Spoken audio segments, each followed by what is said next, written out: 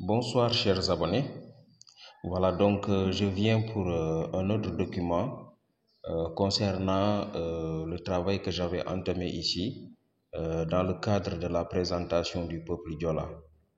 Voilà donc la fois dernière nous en étions à une mise au point extrêmement importante qui nous a pris d'ailleurs trois documents audio. C'était très important d'autant plus que voilà, donc il s'agissait là d'un des points qui ont été mis en place ou bien qui ont été déployés pour contrer, c'est-à-dire pour combattre la communauté Diola. Donc il fallait s'attarder là-dessus, essayer d'apporter les éclairages nécessaires. J'espère que les gens auront compris parce que c'est ça le plus important. Mais ça ne signifie pas qu'on a épuisé même cette mise au point. Rien qu'une mise au point, on aurait pu aller plus loin que cela. Par exemple, si vous prenez la mise au point concernant le nom qui a été donné à la langue Diola, on peut apporter d'autres détails concernant cette mise au point, notamment le fait que il faut remarquer que le nom Diola n'a pas été modifié ni dans son écriture ni dans sa prononciation. Voilà, donc je veux dire que en grosso modo, ça n'a pas été modifié. C'est un point très important à souligner parce que vous allez voir, quand vous allez faire de la recherche, vous allez voir que les noms concernant les autres peuples, les autres langues et les autres pays, vous allez voir que le mot qui désigne ces peuples ou ces pays va être modifié dans sa prononciation pour désigner cela. Par exemple, si vous prenez le cas d'Amérique, on vous dira que ça vient de Amerigo Vespucci. Mais quand on appelle, on ne dit pas les Américains ou bien les Amérigos, on dit les Américains. Donc il y a une petite prononciation ici. Vous allez dire, oh, c'est pas grave, c'est pas important. Mais vous savez, dans la recherche scientifique, il faut tenir compte de ces détails-là. Ces tout petits détails-là, on ne les néglige pas dans la recherche scientifique. Un chercheur objectif doit tout prendre en compte sans rien laisser au hasard. C'est très important. La recherche scientifique, c'est le domaine où la personne doit vraiment être en présence de toutes ses facultés mentales, en présence de toutes ses facultés psychiques. Il ne doit rien laisser, il doit être armé jusqu'aux dents, comme le disait Cheikh Anta Diop. Donc on ne laisse rien au hasard. Et c'est un détail, il faut voir chez les Diola que les Diola vont prendre le soin de bien observer, c'est-à-dire de rendre le mot tel qu'il a été. C'est d'ailleurs dans les autres langues qu'on va essayer un peu de modifier. Les gens vont dire Diola, mais le Diola lui-même ne s'appelle pas le Diola, il va dire Diole, Ndia Diole. Voilà, donc ici, on est dans la langue Diola, mais on voit tout de suite que la phonétique de la lettre A ici apparaît avec ses trois prononciations, notamment A, E et E. Dans la langue Diola, les Diola vont vous dire Ndia Diole. Donc vous voyez ici le A se prononce E.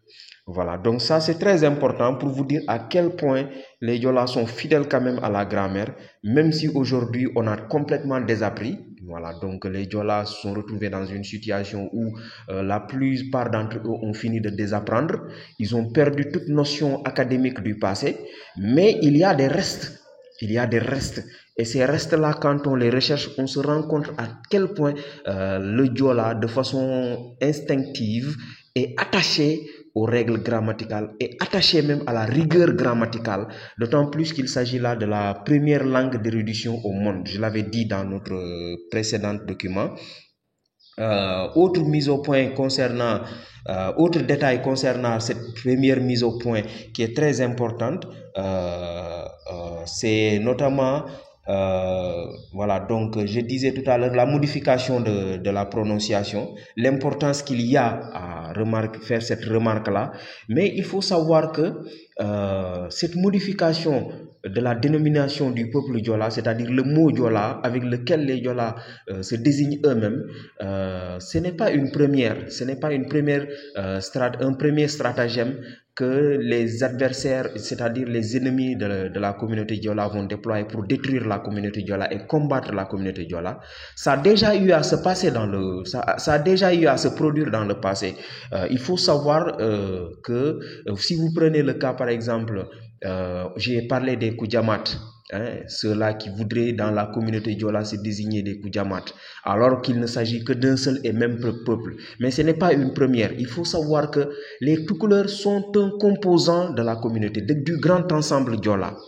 Ah oui, les tout couleurs font partie de la communauté Diola. Ça, il y a très peu de gens qui le savent. Aujourd'hui, ils ont réussi à détacher complètement les tout couleurs de la communauté Diola, allant même jusqu'à les assimiler à des Pulars. Bon, moi, je ne suis pas dans une dynamique de séparer des Peuls et des tout couleurs. Hein. Je ne suis pas dans cette dynamique. Mais je suis dans une dynamique de restituer le passé aussi fidèlement que nécessaire. Parce qu'il faut savoir que les Peuls, ce sont des Arabes. Je reviendrai sur l'identité des Peuls et leur origine. Aujourd'hui, on ne peut pas parler de l'origine des Peuls sans parler de l'islam.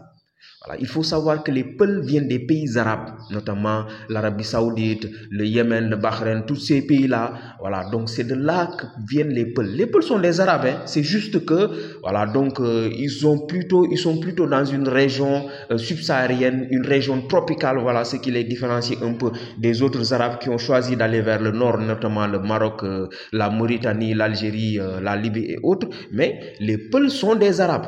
Voilà. Maintenant, il faut savoir que le Peul est un métis venu des pays arabes, comme les Marocains ou bien les Algériens, etc. Voilà. Mais le tout couleur, c'est un Africain authentique, autochtone, qui n'a jamais quitté le continent africain.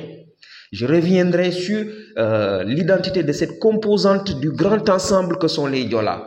Mais aujourd'hui, je vais donner juste quelques détails pour vous montrer encore une fois que les tout couleurs font partie du grand ensemble Diola. J'entends très souvent Baaba Maal chanter et le nom de son groupe c'est Dande Leñol. Mais quel est le Diola qui va comprendre ce que ça signifie? Pourtant, Dande Leñol, c'est une expression Diola. Mais quel est le Diola qui va comprendre ça? Je défie des gens comme les DJ Thier Gunda Gunda là. Allez-y, peut-être que vous allez nous dire que signifie Dande Leñol puisque vous évoluez dans la musique. Hein? Voilà, donc dans votre travail musical, vous DJ Thier Gunda Gunda, je vous exhorte vraiment à y mettre du Baaba Maal parce que du Baaba Maal, ça fait partie. Voilà, donc c'est ça que je vais vous apporter aujourd'hui parce que quand on dit Dande Leñol en Diola, yoynomi dande leñul, om de leñul, burunga bate leñule, om de burunga bate leñule, jijaw ji keng Baaba Maal jak pana regul Dande Leñol wane mange rek. Furim fujo lay de, bare buko accent nge yolil manku sankene mi et mais le tout couleur aux origines, je parle du tout couleur aux origines. Je reviendrai sur la naissance et la mise sur pied, c'est-à-dire la fondation du Tekrour. Est-ce que c'était un empire? Est-ce que c'était autre chose? Tout ça, je vais donner ces détails-là quand je vais parler du Tekrour de manière express. D'ailleurs, le mot Tekrour, il faut savoir que c'est un mot Diola. Hein? Ça vient de l'expression Tekro. Ou Tekro, c'est donner un coup en plein milieu, en plein dans le mille. Voilà ce que ça signifie en Diola, Tekro. Voilà. Donc, c'est pour vous dire que ce n'est pas une première que nos ennemis ont tenté de créer la division dans notre groupe. Parce que il faut savoir que aux origines, je vous ai dit que la langue Diola, c'est-à-dire le peuple Diola, la communauté Diola vient de l'Égypte avec toutes ses composantes. C'est-à-dire quand on parle aujourd'hui des Fogni, quand on parle des Kassa, quand on parle des Boulouf, quand on parle des Bayot, quand on parle des Araméens, tout ça, nous sommes un ensemble qui sommes venus de l'Égypte. C'est vrai qu'il y a eu des distorsions, il y en a qui se sont égarés en cours de chemin, mais le grand ensemble est arrivé sur les rives, c'est-à-dire dans la basse Casamance, où les terres sont les mêmes en matière de fertilité que les rives du Nil en Égypte. Donc ça, c'est un détail qui est très important à savoir. Et quand je vous dis que nos ennemis ont tout fait pour gommer l'histoire, pour effacer le passé, ça, ce sont des détails qu'il faut remettre sur la table quand on veut vraiment restituer le passé, quand on veut vraiment rétablir la vérité scientifique. Et c'est très important quand je vous dis que nos ennemis ont tout fait. On connaît le cas des Baïnouk.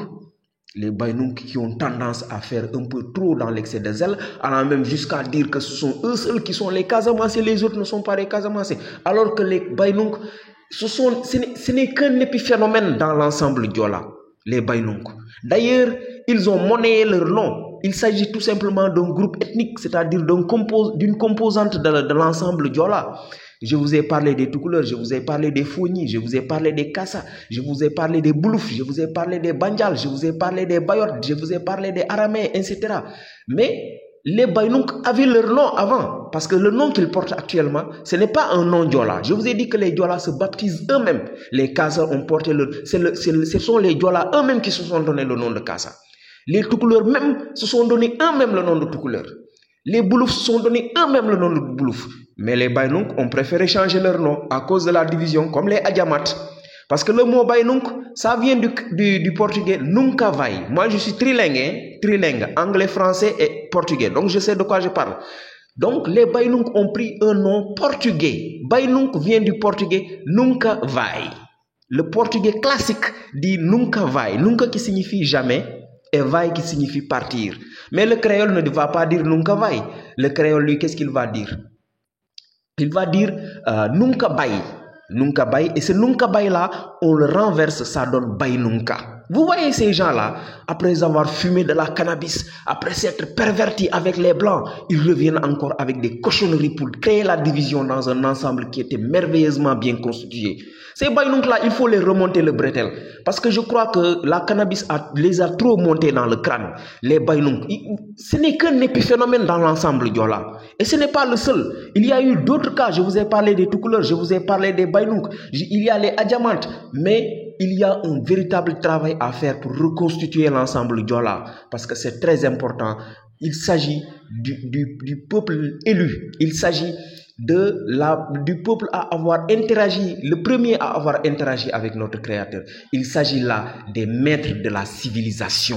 Et il faut respecter cela. Parce que l'homme blanc que vous voyez là, qui est le représentant de Satan sur terre, lui, il en est conscient. Il est en train de mener sa guerre le plus vicieusement du monde que possible. Mais si nous ne reprenons pas conscience, comment est-ce que nous allons les affronter, eux, les blancs? Pour que nous puissions vraiment contrer et arrêter cette saignée qu'ils sont en train de faire dans nos rangs, mais il faut d'abord que nous soyons conscients de ces détails-là. Mais avec des créatures comme les Baïnounkela, qui ont complètement perdu leur nom de groupe ethnique, les Fogni n'ont pas perdu leur nom de groupe ethnique. Même les Toucouleurs, après la division, ils ont gardé leur nom de groupe ethnique, même s'ils ont perdu leur langue. Mais regardez-moi ces cochons de Baïnounkela qui ont perdu leur nom ethnique.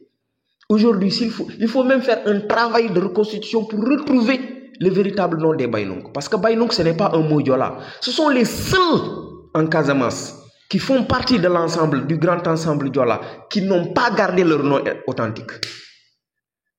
Comment est-ce qu'on peut expliquer une telle imbécilité? Ah oui, il faut le dire, c'est de l'imbécilité. Parce que ce sont des gens qui, ils font toutes les cochonneries du monde jusqu'à perdre leur identité. Et c'est après avoir fini de perdre leur identité qu'ils se battent maintenant pour conserver la deuxième identité, la fausse d'ailleurs qu'ils ont contenue. Parce qu'aujourd'hui, toute l'énergie qu'ils mettent pour se battre et essayer de conserver l'identité Baïnouk, s'ils l'avaient mis dès le départ, ils n'allaient jamais perdre le nom qu'ils avaient. Baïnouk, ce n'est pas un nom Diola, ce n'est même pas un nom africain. Il faut donc rectifier cette rature dans le si joli travail de nos ancêtres qui nous ont légué la plus merveilleuse chose du monde, c'est-à-dire d'appartenir à la communauté la plus civilisée au monde. Que les Baïnouk se rectifient à ce niveau-là et qu'ils arrêtent de faire trop dans les grandes gueules. Vous savez, les fumeurs de cannabis là, ils sont trop gueulards. C'est des gens qui sont tellement gueulards, vous ne pouvez jamais leur dire la vérité. C'est pourquoi moi je ne les supporte pas. Je ne peux pas habiter avec des créatures comme ça. Quand ils finissent de fumer, ils pensent qu'ils ont la science infuse. Retournez refaire dans la recherche scientifique. Je ne vous demanderai pas de retourner à l'école, mais retournez vraiment faire dans la recherche scientifique. Parce que c'est ce dont vous avez besoin pour retrouver le nom que vous avez perdu. Moi je ne vais pas le faire à votre place. Voilà. Donc si vous m'interpellez, peut-être je vais vous aider. Mais il faut de la volonté pour qu'on vous aide. Moi je n'aide pas les gens qui ne veulent pas qu'on les aide. Les gens qui ne sont même pas conscients qu'ils ont besoin de l'aide. Alors, j'espère que les anciens en Casamance vont faire le travail à ce niveau-là, parce qu'il y a quand même de larges possibilités de conciliation à ce niveau-là, et je crois que les Baïnouk vont se ressaisir, parce qu'il n'y a que de la cochonnerie dans ce côté-là. Voilà, donc on va continuer avec les mises au point. Autre mise au point, là ce sont les petites mises au point qui vont venir.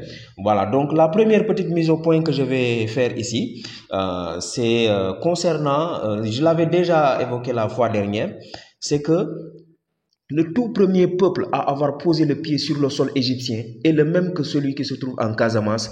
Et la langue qui était parlée dans les premières heures de la colonisation égyptienne jusqu'au niveau de la 17e dynastie, c'est la même langue qui est aujourd'hui parlée en Casamance. Bon, avec le temps, les intempéries du temps, bien évidemment, peut-être qu'il va y avoir quelques modifications, mais ça reste la même langue. Aujourd'hui, vous rêvez n'importe quelle personne de cette époque-là, allant de la première dynastie jusqu'à la 17e dynastie. Voilà, donc n'importe quel Diola peut communiquer avec l'ancien Égyptien. Voilà, donc c'est ça. Le tout premier peuple à avoir posé le pied sur le sol égyptien est un peuple diolaphone. Donc aujourd'hui, on peut parler des Diola ou bien des anciens Égyptiens. C'est du pareil au même. Il s'agit du même peuple.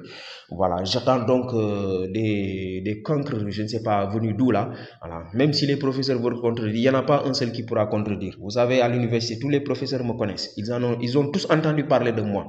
Voilà, de Aboubakar Ibn Salam, de Boubacar Diop, tout ça, le temps des Ibader Thiam, ils me connaissent. Voilà, donc, deuxième mise au point que je voudrais faire ici. Voilà, donc c'est une petite mise au point avec des points. De petits points concernant cette mise au point. Donc, il y a la langue Diola a influé sur toutes les langues du monde sans exception. Ça, c'est une mise au point assez importante à mon avis qu'il faudra souligner. C'est une mise au point assez importante. La langue Diola a influé sur toutes les langues du monde sans exception.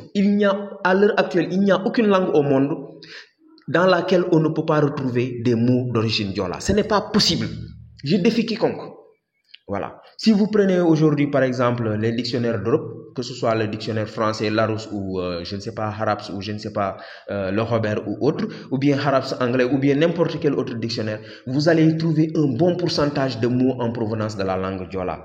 Voilà. Vous prenez par exemple la langue française, plus de 70% des mots contenus dans le dictionnaire français sont d'origine Diola. Voilà, ou ancien égyptien.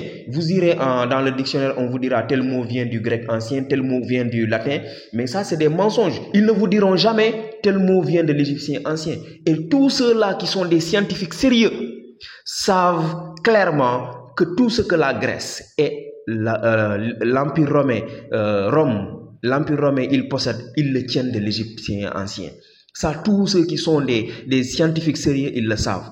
Mais vous ne verrez jamais dans un dictionnaire européen où l'on vous dira que tel mot vient de l'égyptien ancien ou bien tel autre mot vient de l'égyptien ancien. Ils vont toujours occulter l'Égypte et vous dire que tel mot vient du grec, tel mot vient du latin, tel mot vient de je ne sais quelle autre langue. Mais jamais vous ne verrez dans le dictionnaire où l'on vous dit que tel mot vient de l'égyptien ancien. Mais ça, c'est de la falsification de l'histoire. Où nous les Diolaphones, où nous les Africains devrons normalement nous dresser contre pour rétablir la vérité scientifique. Je suis le fer de lance, je suis devant, j'espère que je ne serai pas le seul d'ici quelques temps. On va passer donc à d'autres détails concernant la mise au point. J'ai dit les Diola ou les anciens Égyptiens sont les maîtres de la civilisation. Ah oui, c'est très important à faire comme mise au point. Il y a beaucoup de détails, il y a une myriade d'informations ou de preuves que je pourrais apporter pour étayer cela.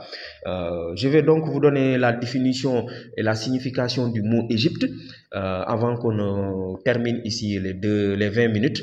Voilà, donc le mot Égypte, ça vient de l'égyptien ancien Étype. Quand il y a Étype, c'est-à-dire la traversée en Diola, on connaît Étype. Donc, vous allez voir ici que les personnes qui ont tripatouillé ce mot-là sont des gens qui ne maîtrisent pas tellement la langue Diola. Ça, on va revenir sur les personnes qui ne maîtrisent pas la langue Diola et qui se sont évertuées à y toucher. Voilà, donc au lieu de dire Étype, on conjugue le verbe Étype à la deuxième personne du pluriel, ça donne vous traversez en Diola, Pankone, Gitip. Donc les deux, Étype et Gitip, ils disent Égypte. Voilà ce que ça donnait, Égypte.